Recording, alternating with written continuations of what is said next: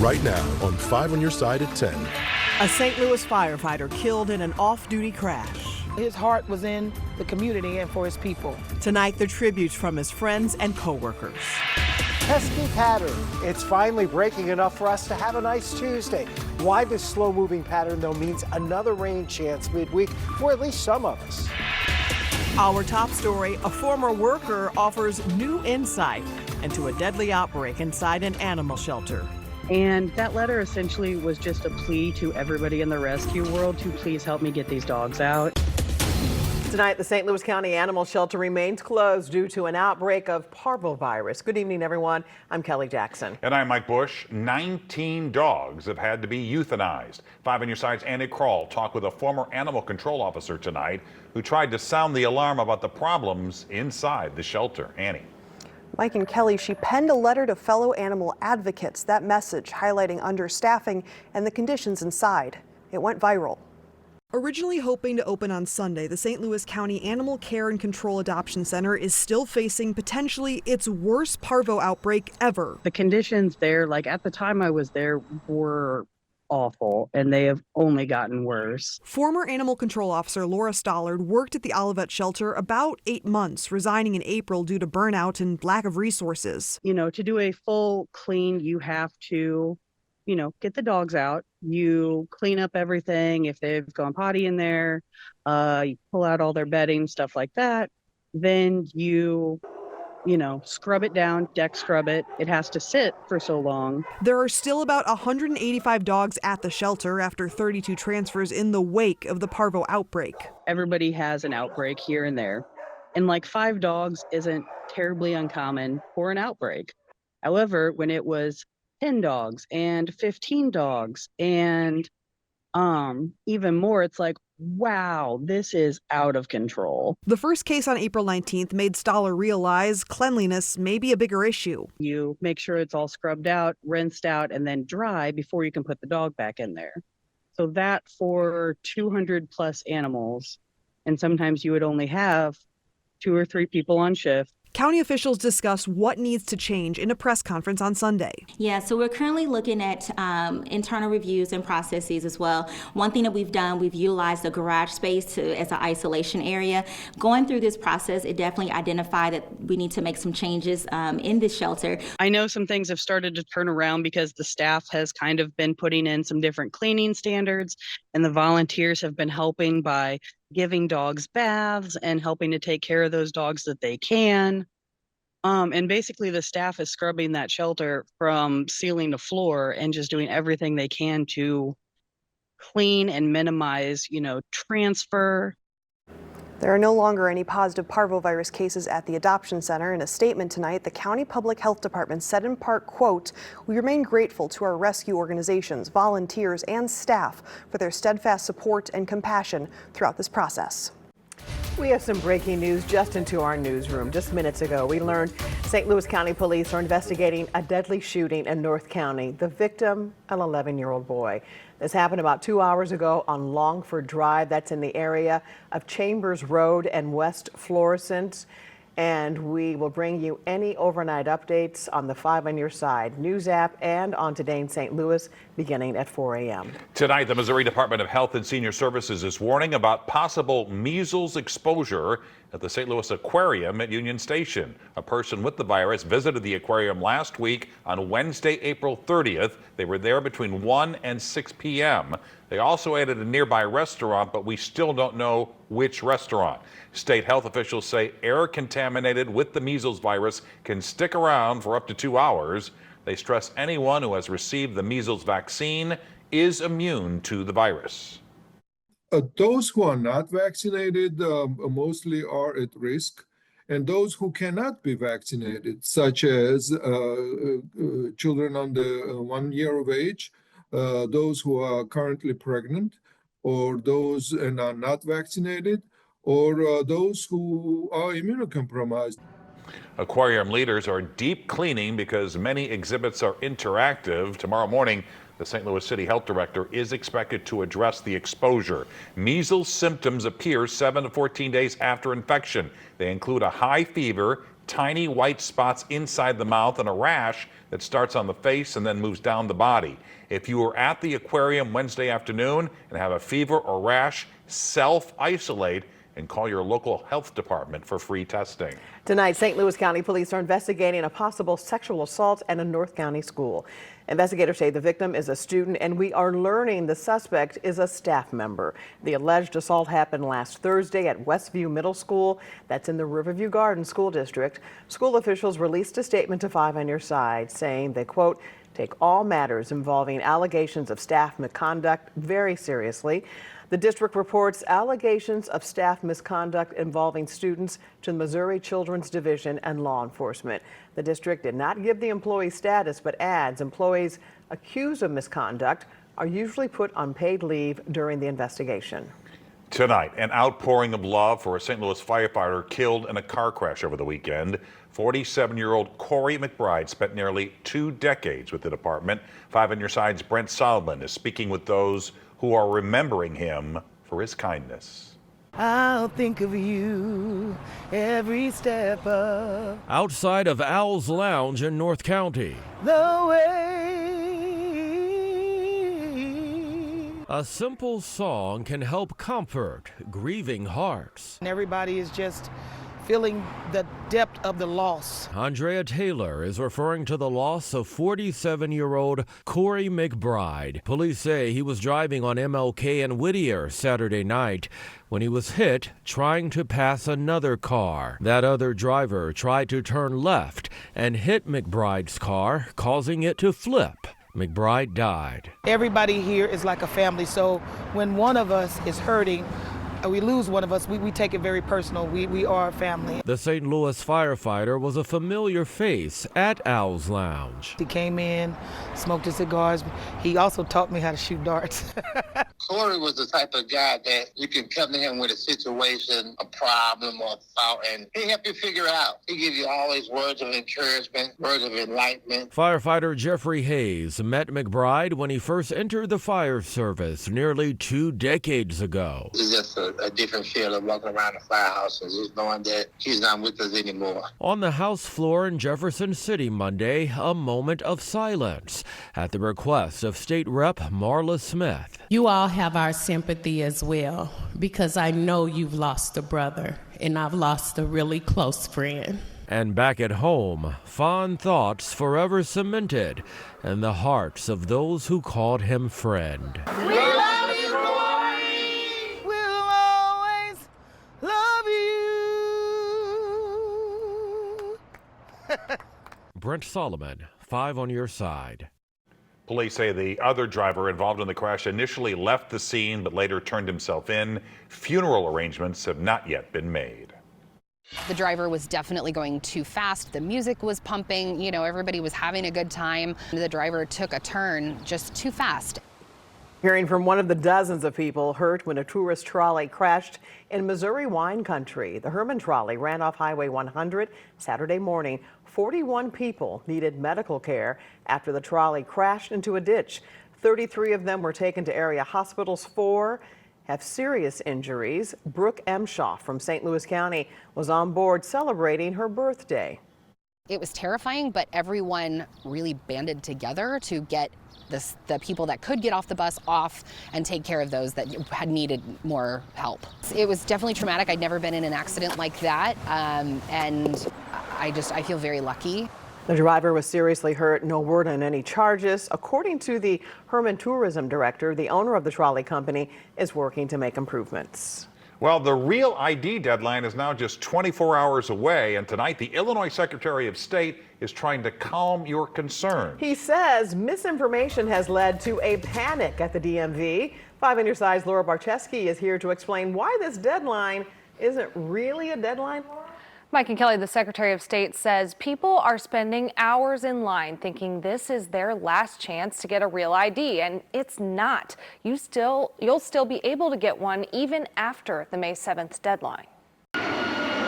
Real ID Act was passed in 2005 in response to the 9/11 terrorist attacks, and some states actually started issuing them in 2009. But in recent years, the push has become more urgent. The Department of Homeland Security will start enforcing use of Real IDs on Wednesday, but Illinois Secretary of State Alexi Giannoulias is critical of how this has played out. And I will say Homeland Security has not done a great job of having a uniform process on this issue. Giannoulias says people are spending hours in line at the DMV when they don't have to, because Real IDs will always be available. No matter what, you do not need a Real ID to drive your car or identify yourself. We don't want to discourage people from getting a Real ID, but the fact is the vast majority of people do not need a Real ID before Wednesday. And even if you get to the DMV before Wednesday, you'll still be walking out with a piece of paper, not the real thing, which comes in the mail.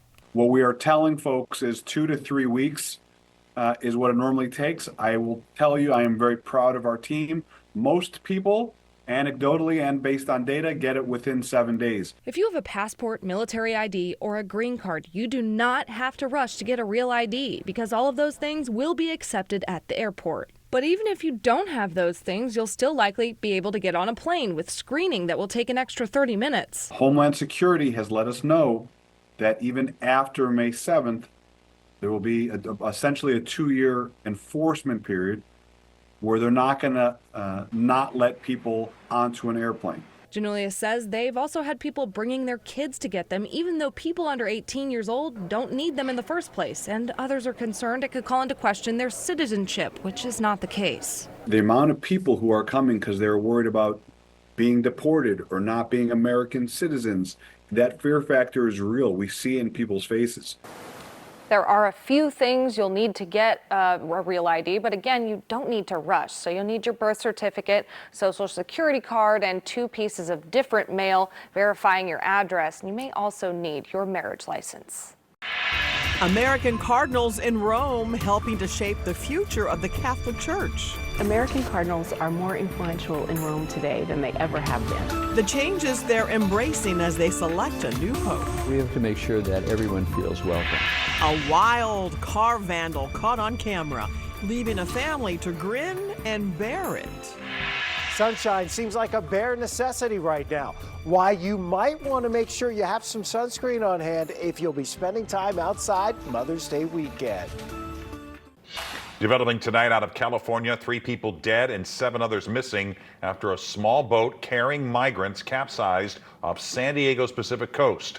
The U.S. Coast Guard says 4 people were rescued and taken to the hospital. Authorities say it's still unclear where the boat was coming from. It flipped about 35 miles north of the Mexico border.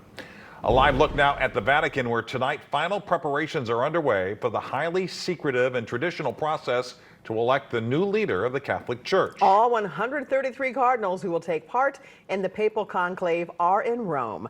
Starting Wednesday, they'll be locked inside the Sistine Chapel until a successor for Pope Francis is chosen. Today, workers installed a red curtain on the balcony of St. Peter's Basilica. That is where the new pontiff will be introduced to the masses who gather in St. Peter's Square. As the conclave begins, the influence of the American Catholic Church is growing. Jay Gray shows us how U.S. cardinals are now taking on increased responsibilities, helping to shape and shift Catholicism for the next generation. With the Catholic faith in a historic moment of transition, the American Church will play a key role in the path forward. American Cardinals are more influential in Rome today than they ever have been. Italy is the only country with more active cardinals than the U.S., many like Chicago Cardinal Joseph Supich. I go to Rome every month for a meeting.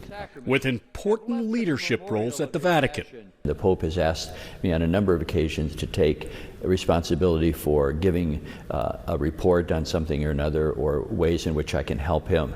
Input from Supich and other U.S. cardinals helping to map out the future of the Catholic faith. It is bringing areas of particular U.S. interest to the fore in Rome, but it's also issues that are pertinent throughout the entire globe.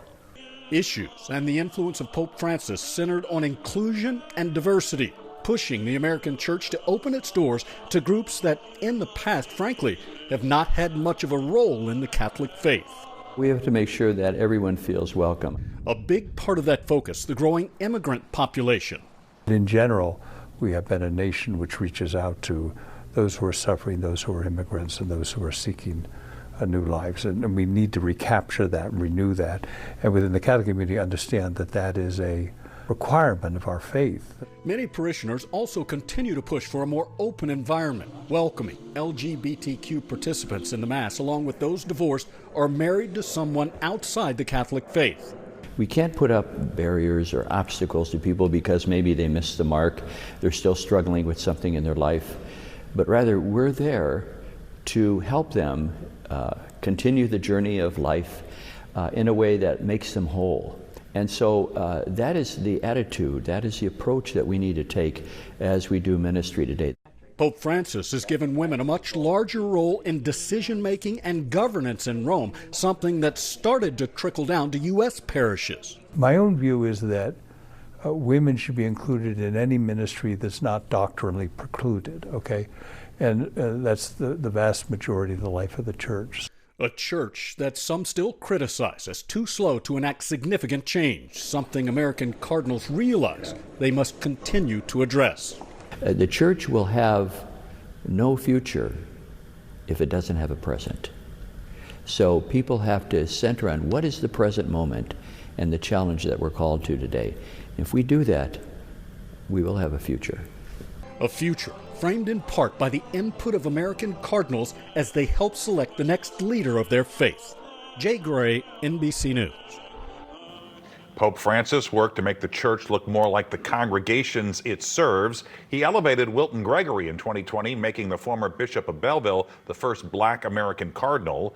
As U.S. cardinals rise through the ranks in Rome, experts disagree on whether we could one day see an American pope. A beer spill shut down a stretch of I-55 outside of Chicago this morning. A semi hauling Anheuser-Busch products crashed and dumped hundreds of aluminum bottles onto the highway. The driver of the truck was taken to the hospital with unspecified injuries. Talk about having a bear by the tail. A California family was woken up in the middle of the night to find a bear stuck in their car. The wild intruder got in through an unlocked door, but couldn't find a way out. The family used a pellet gun to shoot out the windshield, allowing the bear to escape. And as you can see, the car is trashed. It's totaled. That bear can do some damage. Oh, yeah. Chief Meteorologist Scott Connell joins us now with a weather impact forecast, and I think he's got some good news. I don't want to say it too loud. You don't want to say because I don't want to jinx it. I know. We might see some sunshine tomorrow, Scott? We will see some sunshine tomorrow. Some of us were fortunate enough to enjoy a nice sunset tonight. The clouds have trended towards breaking up. This persistent and pesky system that has been rotating here off to the east of St. Louis since Friday is finally going to move away from our region. We managed to get back to around 60 this afternoon. A few of us were just a little bit higher than that. But now that we're starting to clear out tonight, and you know how soppy the ground is at this point, there's the potential we could have some patchy fog during the overnight hours early tomorrow morning. But overall, it is much brighter and warmer for Tuesday. And while there are a few showers in our forecast for midweek, there are a few light showers. So we've brought back the happy icon. A drier pattern is developing. Our farming and agricultural community will like that as well. Not much you can do to work the fields when it's as wet as it has been lately. Temperatures tonight and by early tomorrow morning in the upper 40s. Maybe there's a little bit of fog. It's not going to be a big deal. Most of tomorrow's a really nice day. But the clouds roll back in tomorrow night. It'll be the second phase of the upper level system. So the one moving away, another moving in from the west. That brings the opportunity for a few mostly light rain showers as we head through the day on Wednesday into Wednesday evening. Could there be a rumble of thunder? Most likely, if we're going to hear that, it'll be to the south of St. Louis. As you can see, it's pretty scattered in nature. And for the most part, this is not heavier rainfall. We're talking about rainfall amounts we think less than 1/10 of an inch for most spots. However, farther to our south, there may be some slightly higher amounts as you'll get a second dose going into Thursday afternoon there. But the chances really are not great for much in the way of rainfall this month. And after our record April rainfall, We don't need any more rain for a few more days. We could certainly stay dry this week without any problems. 53 degrees current temperature. We are mostly clear right now. The wind very light out of the northeast. Your dew point's 47. That's where we started this morning. Very similar tomorrow morning. Temperatures will be in the mid 40s. Some of our outlying areas, especially low spots, look for that patchy fog. Otherwise, it'll quickly go away tomorrow morning as the sun comes up. Sunrise is just before 6 o'clock early tomorrow morning. And then the sunset tomorrow evening is just before 8 o'clock. By the end of the week, sunrise not only before 6 o'clock, but the sun sets after 8 o'clock, which is why we say you probably should get some sunscreen for this weekend. The sun will be as strong this weekend on our skin as it is at the beginning of August. Wow. Now, it won't Slather feel on that like sunscreen. Yeah, it won't feel like August, but It'll be sun's the same. strong. All right, Scott, thanks. Here's Frank with sports. The Cardinals broke out the big bats tonight. Jason Tatum is trying to beat the New York Knicks. And some gratitude from coach Jim Montgomery of the Blues. And here's a look at the program streaming and late night on 5+. You can watch for free through your Roku, Apple, or Fire TV device.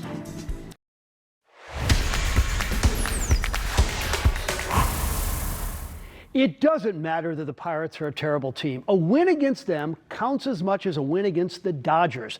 If the Cardinals sweep the series, they are back at the 500 mark. Jose Barrero is a 6'4", 210-pound shortstop, and he just launched it. A solo shot, his first Cardinal homer. Pirates lead 2-1 at this point. Alec Burleson homered for the first time yesterday. Make it 2 in 2 days, and we have a tie game. Home runs were vogue tonight for the Birds. Wilson Contreras is getting hot. That's a 2-run bomb, and that is a 6-3 Cardinals victory. Sunday night, we will profile the new member of the Cardinal Hall of Fame, Al Hrabowski. It was announced Friday. He will go in with a distinguished class with the late Walt Jocketty and Edgar Renteria. Al got the news on the set of the FanDuel Sports Network. He's a person that we're all familiar with and still active in Cardinals business today, and his name is Al Hrabowski.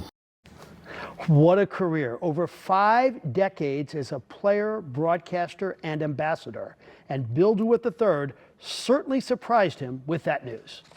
I didn't know who the recipients were at that time. And then he told me it was Jocketty, and I said, that's great. And then he told me, Renteria. And I said, every one of the 4 were deserving, but I really wanted to see Edgar get in. I loved Edgar. And so I was really surprised, but I forgot about the red ribbon committee. And so it caught me totally by surprise when Bill DeWitt told me. But it was probably not as surprising as it was for Blues fans on Sunday night. Do you know it was the latest a goal had ever been scored in regulation of a Game 7 in the NHL playoffs? Let's put it this way. When somebody says 2.2 seconds in our town, we will know exactly what it means. And this was the goal that won it later. The season came to a crashing halt a little after 10 o'clock when Adam Lowry scored on a deflection. After that, the Blues went through the traditional handshake line and then to the locker room. Jim Montgomery's message was simple: thank you. It really hurts right now. Like, there's no other way. You lose Game 7 overtime, especially when you have the lead going at the end. It just hurts, But I want to thank them for their effort, their execution, and their part in helping change things. Now that the Blues are out, could you see yourself rooting for Craig Berube and the Maple Leafs, hosting the champion Florida Panthers in Game 1? And the Maple Leafs, who haven't won a cup since 1967, will get the bouncing goal from Chris Tanev, and they take Game 1 5-4. How about a little basketball? Celtics, Knicks, Game 1. Jason Tatum, 2 of his 23 in overtime. But the Knicks were relentless late. Karl Anthony Towns will get the tip. The Knicks steal Game 1, 108-105.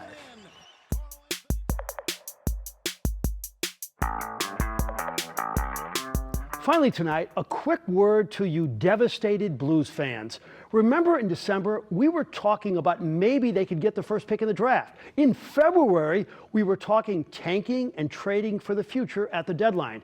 And presto, they won 12 in a row, and they were 2 minutes away from winning a Game 7 at the home of the team who just won the President's Trophy. And many of the Blues' good players are 26 or younger. Maybe they won't be back, but I bet they will. And I bet this is just the opening note of what could be another special run for the St. Louis Blues. That's Frankly Speaking, and we'll be right back. It'll soon be easier to get from the Lou to the Big Apple. For the first time in 10 years, Delta Airlines will offer daily nonstop flights from Lambert to JFK. Officials say it's the nation's most connected airport for international flights. According to our partners at the St. Louis Business Journal, the service starts in September, but bookings open on Saturday.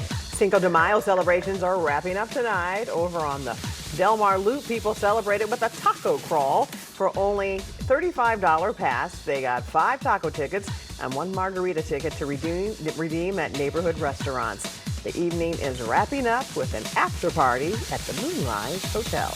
And there you have it. 5 on your side at 10. We're always streaming on 5+. Be sure to start your day with Today in St. Louis. That starts at 4 a.m. Have a great tomorrow.